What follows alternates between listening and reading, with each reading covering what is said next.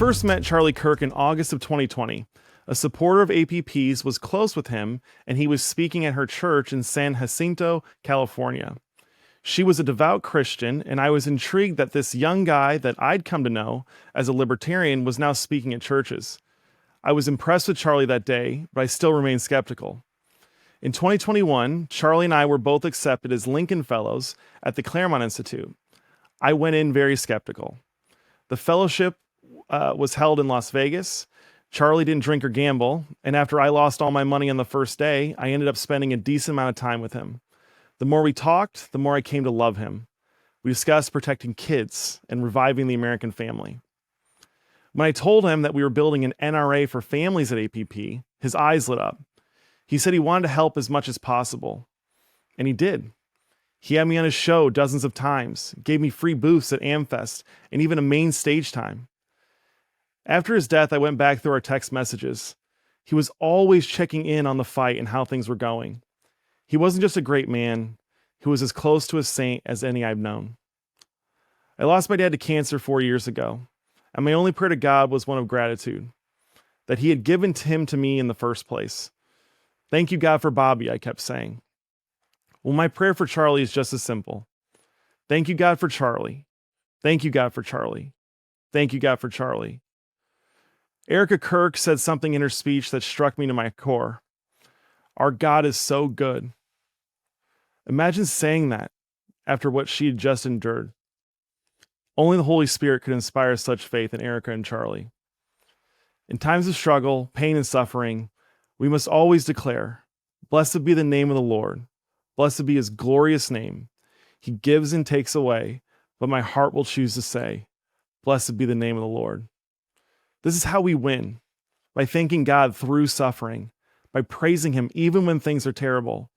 And make no mistake, we must win this fight. So blessed be the name of the Lord, Jesus Christ.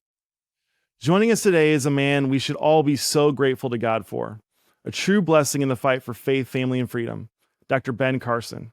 Dr. Carson, welcome to the Terry Schilling Show. Always good to be with you. Appreciate your patriotism and your love for God. Well, it's funny. My wife had remembered a time last year when you were promoting your book, and you and I had just talked together on your podcast, and your eyes lit up when I told you I had 7 children, and she said, I was watching the Charlie Kirk show just about a week later, and Dr. Carson and he were talking about how you were crazy enough to have 7 kids, and I know you guys were very close and worked together. I don't know. I wanted to hear from your perspective what your thoughts have been in these past few weeks, and what stood out to you most about Charlie's leadership. Well, as you probably know, I work very closely with the Turning Point USA organization, and in fact was scheduled to do a program with them at Utah Valley University week after next. I don't know if we're still doing that. Everything's kind of up in the air right now. But the thing that really struck me about Charlie was his sincerity. I mean, a lot of people you run into, they're just thinking about how do they build their name up, how do they get more influence, how do they get more money. And that was never the case with him. It was very clear. And he has this in common with President Trump, quite frankly. He's concerned about the people themselves. And is there a role that he can play in increasing the success and the happiness of the people? And, that has been my goal as well.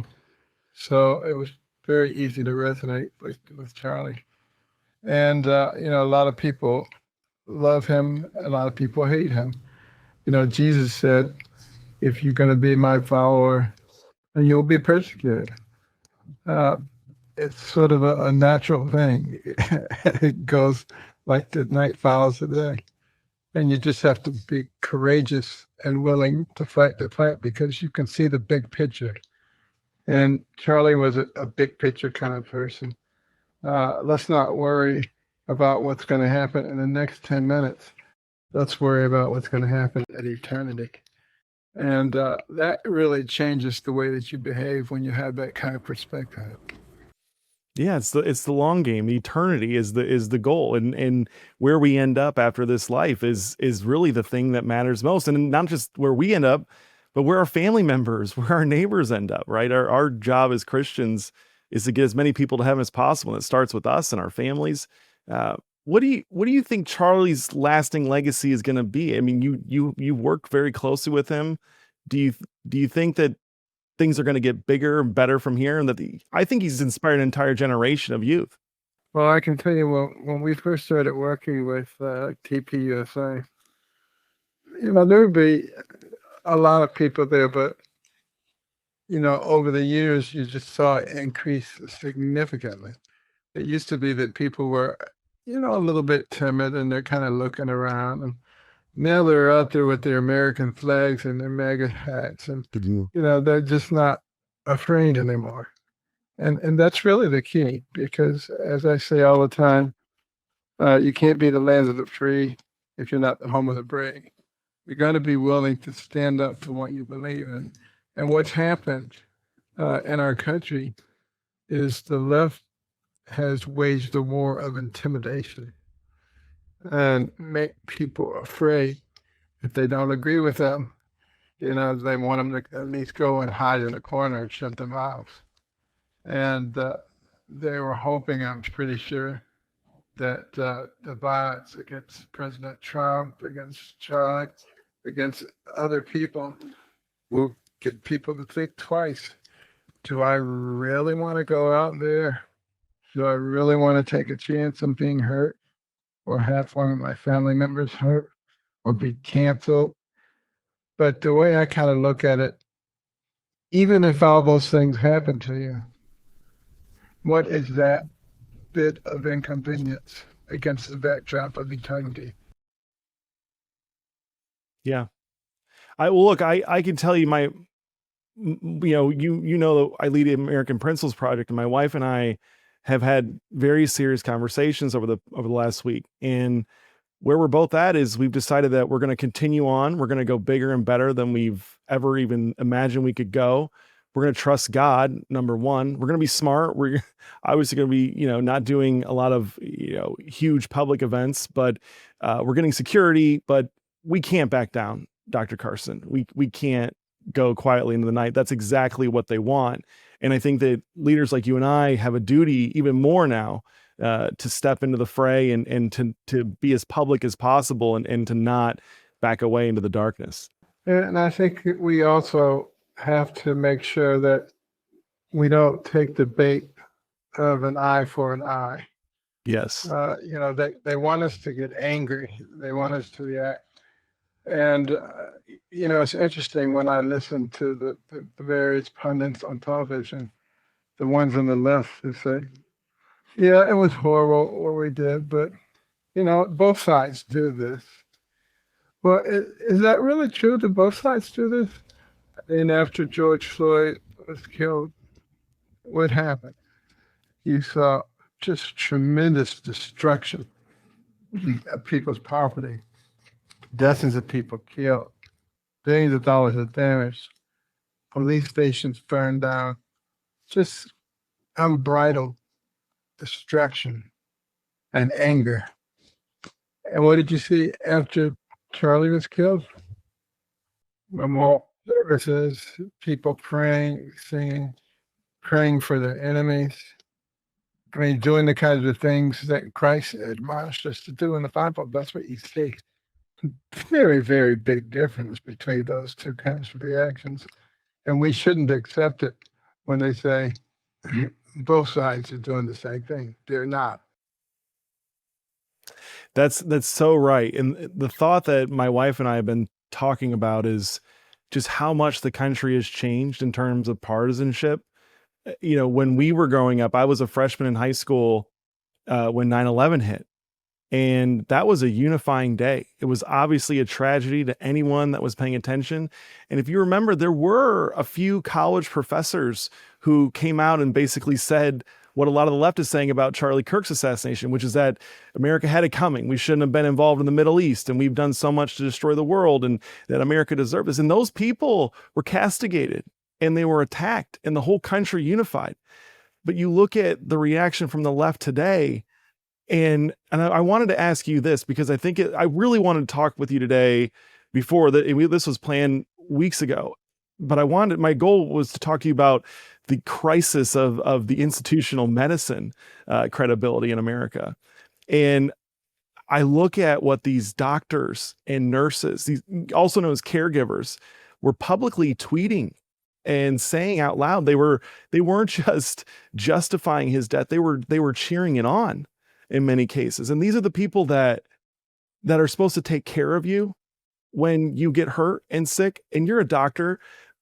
Doesn't this put into question whether or not these doctors and nurses will actually give you the care you need if they know that your politics is there? Like, I think about these doctors that have been cheering on Charlie's death. Would that doctor, if Charlie came to him, would that doctor have actually saved his life? I think that's a dangerous spot to be in as a country. Yeah, I seriously doubt that he would have put forth this full effort. And he might not even realize that his bias is causing him to act in a certain way. And that's why it's so dangerous to have people who have these politically driven lives in positions where they can affect the life of other people. It's very, very dangerous. And medical schools, colleges need to start recognizing the damage that they are causing when they indoctrinate these people. Because in the opinion of the people who are indoctrinated, they are righteous. They are right. Their cause is unassailable. And anything that they do to further the cause is okay, including murder. And it's exactly the way the radical jihadists said. Whatever you do to an infidel, it's okay. You don't even have to account for that because they don't count. This is really very disturbing.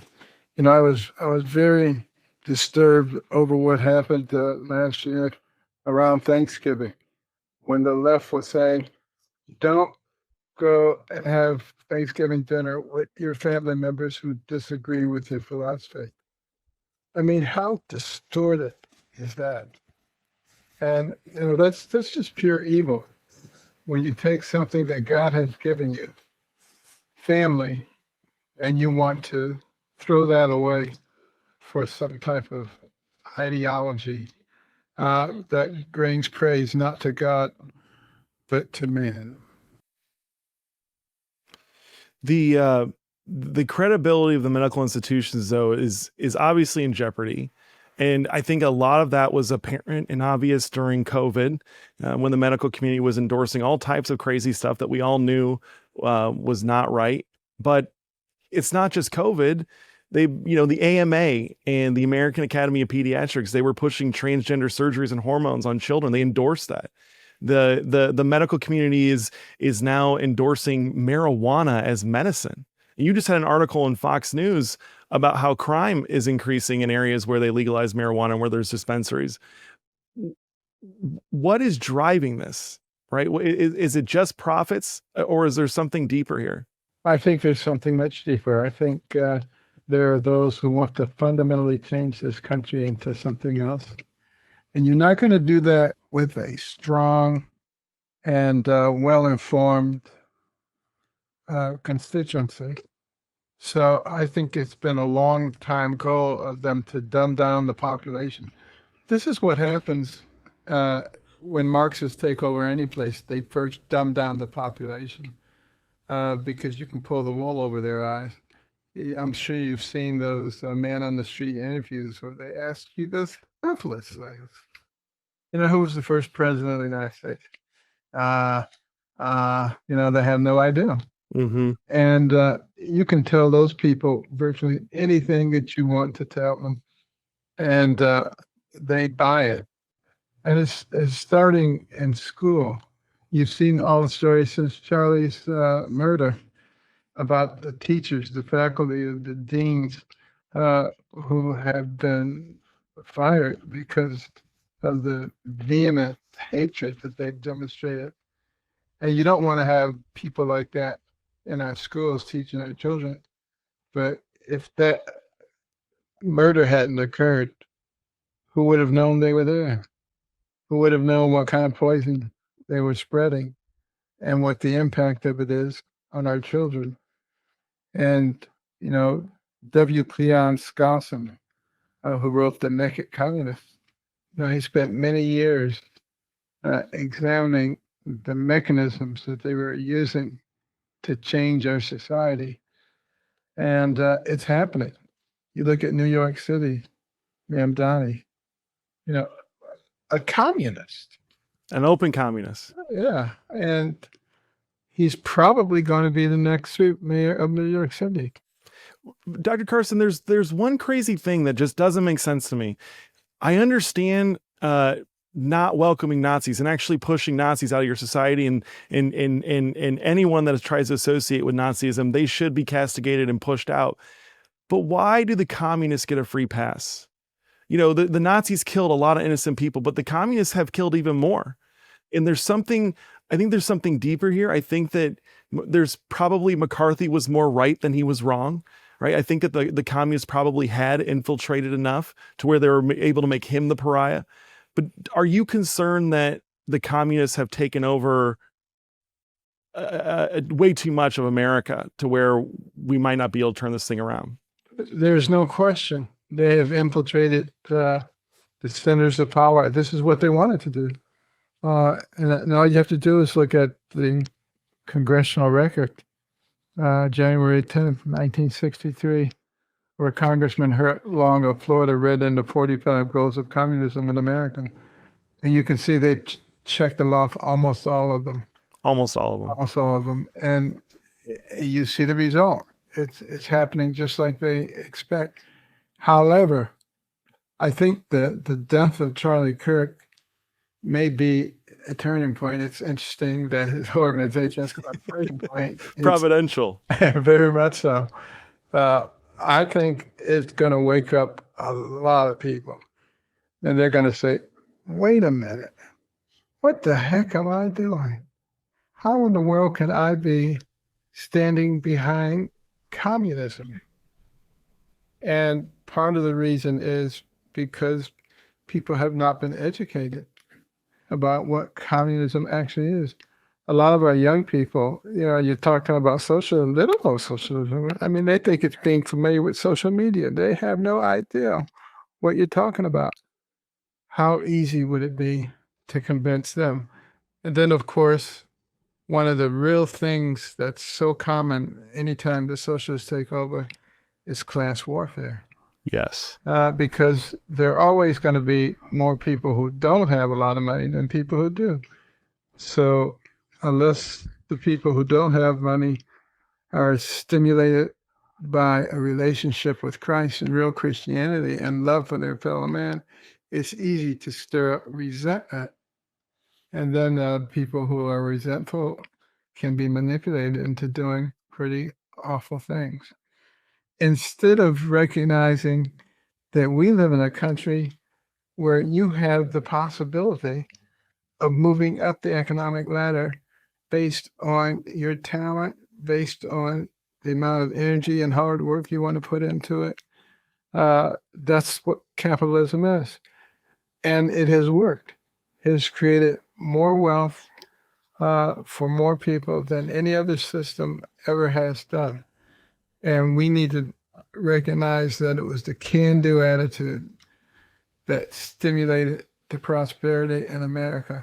And we don't want to let that change into the what can you do for me attitude, which generally brings society down.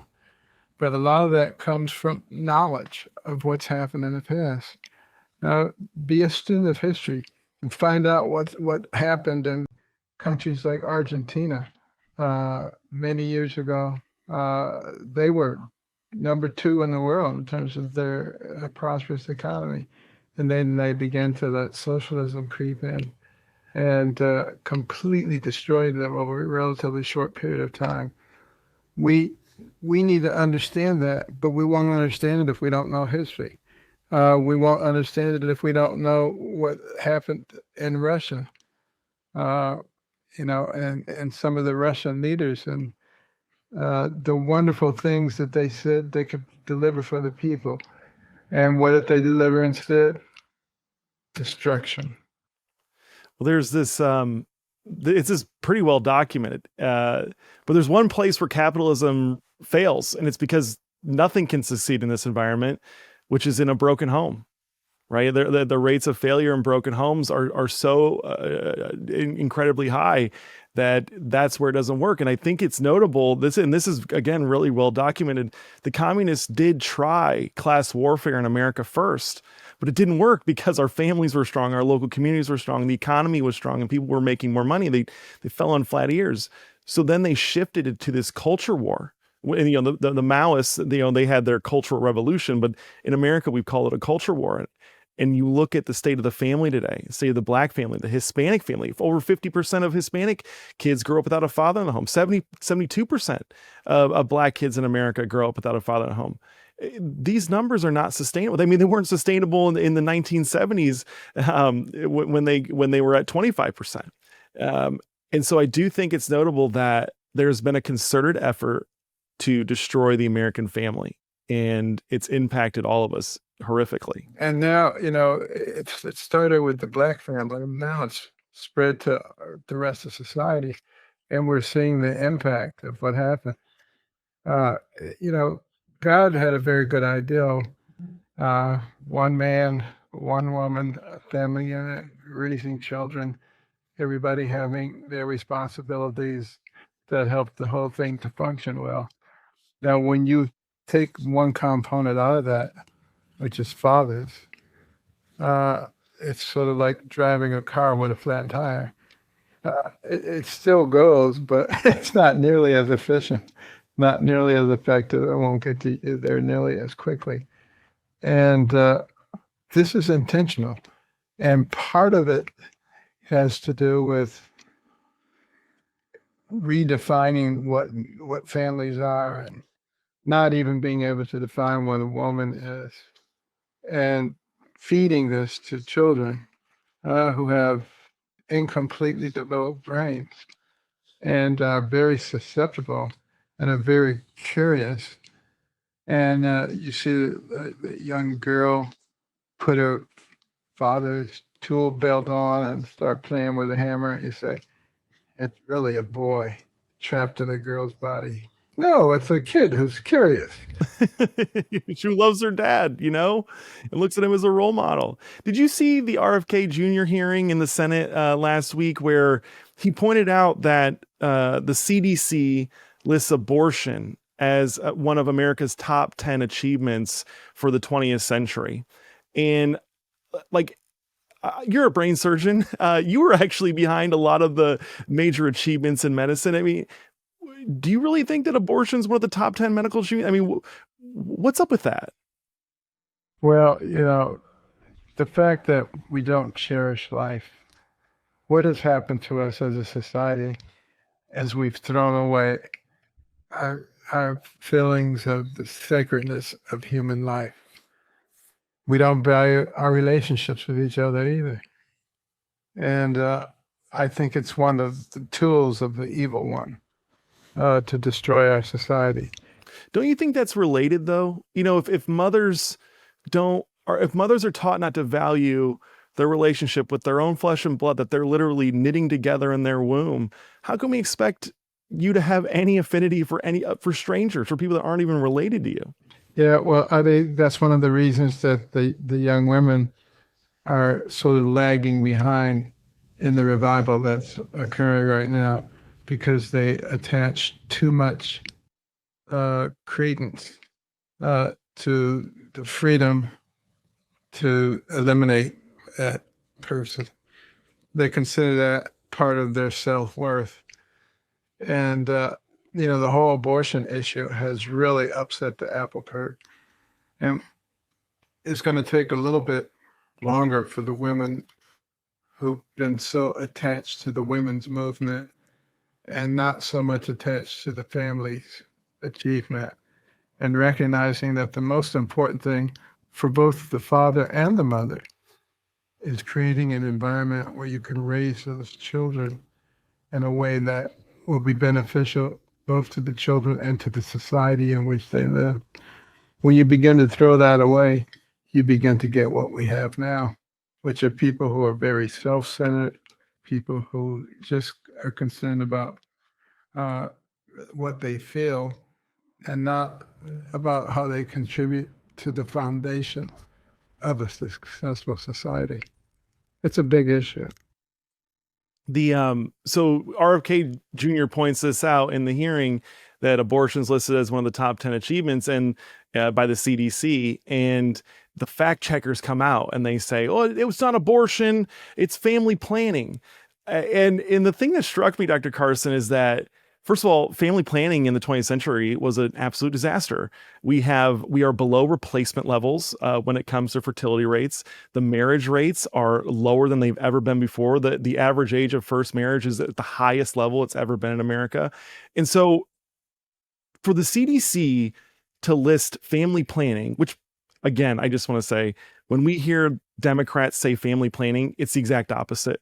They're telling you how to plan to not have a family, how to not get married. They're not going to the youth and saying, "Oh, here's your 10-year plan for how to get married and start having children after you graduate college." It's how to avoid having a family. But my real question is, if they're saying that this is one of the top 10 achievements is what's happened with family planning services in America, and we're below replacement levels, we're not getting married, we're not starting families, seem to suggest that the destruction of the American family was actually part of the federal government's plan all along. No question about it. When you look at what Dr. Clarence Carson said in The Naked Communist, one of the goals was to replace the authority of the American family with authority of government. And isn't that what Marxism is all about? One of the reasons that Marxists hate God, don't want to give religion a prominent part in our lives, is because they want government to be the ultimate solution to everything. And show me one place where that has worked, where that has created a happy and prosperous society. It doesn't exist. And we would do well, those of us on the right side, to make sure that we spread that information.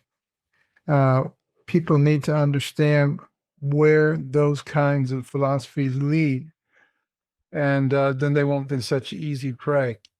I guarantee you, after Mandani is elected in New York, people will learn very quickly what the impact of that is. We will probably lose one of the greatest cities ever. It's going to go into a very dark place for a long time, but I think people will learn a lot from it. I certainly hope so. So I want to ask you, as a doctor and as someone that was a part of some of the greatest medical achievements in American history, who are these people in the medical community that push sex changes on kids, that try to endorse, marijuana as medicine? Like, it's like, I can't imagine ever thinking that was a good idea. It's just common sense. You don't sexualize kids. Marijuana obviously makes you stupid. Like, who are these people? And why are they doing it? Like, I get it. You hate your parents. You're still mad at them from your teenage years. But what is that? They know better. During COVID, you had all of these doctors who were agreeing with Fauci that natural immunity is only good for a few weeks. Now, they know better than that. But, they piled on. And these people who are doing these mutilation operations to change people's gender, at least I think they're changing it, they know better. They know that these things have long-term deleterious impacts on a person's development. They know that suicide rates are increased, depression and anxiety are increased, and that a large number of those individuals try to get a reversal of their reversal, but they're not sounding the alarm. They continue to participate because there's money to be made. And the love of money is the root of all evil. And I do believe that now that it's being exposed, you'll see a lot of those people who participated come out and try to act like righteous people, and they will get their due. I guarantee you. But it's problematic. And it's money driven, and it, the way that they responded, all climbed on board when they knew better about COVID. Uh, that has destroyed trust in the medical profession, in the public health system. It's going to take a very long time to restore that. I'm happy that Bobby Kennedy, Marty McCary are where they are and are doing what they're doing. And I'm happy to help behind the scenes also. We clearly know that there's a reason that our life expectancy in this country is going down while it's going up in lots of other places.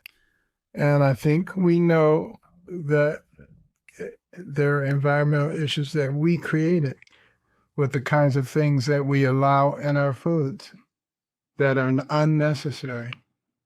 And at least we're starting to address them. You see Bobby Kennedy being severely attacked because of those issues. It's a well-established group of people who are making lots of money, who are trying to stop it. They're not going to succeed because the vast majority of the American people actually recognize that we have a problem and that we need to address it and that we can't just talk about it. So they're not getting, the opposition is not getting the kind of momentum that they had hoped for in order to be able to quash the Maha movement. And I think that's wonderful. And I think, what Charlie Kirk started with young people coming back to church, that's wonderful. You see 30-something thousand high schools and colleges wanting to get involved in the Turning Point movement now. I mean, this is a massive change. I think it's going to save America. I think you said it best earlier. This is very much providential in that he named his organization Turning Point. That was what he represents, is the American turning point. I think you're right. I think we're going to turn this thing around, and Charlie, unfortunately, had to be a martyr for the cause, but this is what it's going to lead to. Well, I'm very, very optimistic, and I do offer a word of caution. Looking at history and knowing how people tend to react, an eye for an eye leaves everybody blind. And we've got to be smart enough when we have the upper hand to act in a Christ-like manner. And that's the only thing that will give us long-term peace and change. It won't give us long-term peace and change to throw up a lot of people in jail, to persecute them. All that's going to do is make them determined to do even more when they get a chance. And at some point, somebody has to be the adult. And that was one of the things that Charlie talked about all the time, because he was wise enough to recognize that historically, when people get into these tit for tit type situations, it doesn't turn out good for anyone. Right. The thing I keep coming back to is this godlessness that's taken over our culture. And I think it's obviously present in the medical community. That's what's behind this whole mentality there, that if you can, you should, right? So if you can give a kid a sex change and make money off it, you should. There's nothing wrong with it. I think it's all coming down to, if you don't believe in God, then you think that you are God, right? If there is no God that created the universe, if there's no authority figure above all of us, and I think this was what was really the driving force behind Nazism, was a godlessness, was they became their own gods. And that's what's happening in America, I think, on the left, is they're all becoming their own gods, which means it's okay to dance on people's graves because you are your own God. And we have to resist them.